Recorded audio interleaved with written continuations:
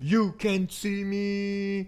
Que vous aimiez ou que vous détestiez le personnage, une chose est certaine. John Cena a été le visage de la WWE de ces 25 dernières années.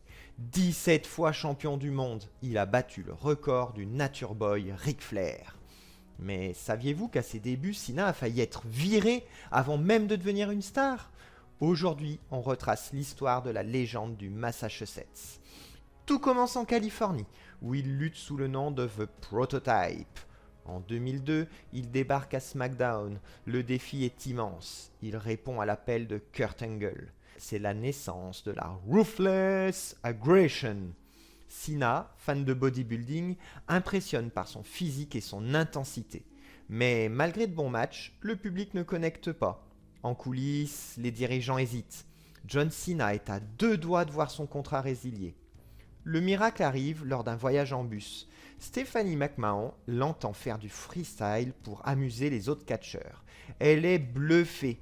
Cena change alors radicalement de personnage. Il devient le Doctor of Thuganomics, un rappeur provocateur aux rimes acérées qui détruit ses adversaires au micro avant de les finir sur le ring. La C-Nation est née. Sa popularité explose et il remporte son premier titre mondial à WrestleMania 21 face à JBL. Cena devient alors intouchable.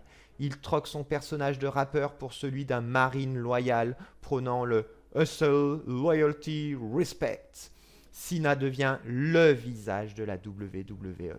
Mais son personnage de super-héros invincible divise. Les enfants l'adorent, les adultes le huent. Let's go Cena! Cena sucks! Résonne dans chaque arène. Mais au-delà du ring, Cena établit un autre record inégalé. Plus de 650 vœux exaucés pour l'association Make-A-Wish, aidant des milliers d'enfants malades. Plus que n'importe quelle célébrité dans l'histoire. En parallèle, Cena conquiert Hollywood, Fast and Furious, Peacemaker, Barbie et autres. Il réalise une tournée d'adieu en 2025, sa dernière année complète en tant que catcheur. La fin d'une ère qui se conclut par une défaite contre Gunther lors d'un match où il abandonne pour la seule et unique fois de sa carrière, pendant laquelle il a toujours prôné Never Give Up. Alors, selon vous, John Cena est-il le plus grand de tous les temps? Dites-le moi en commentaire.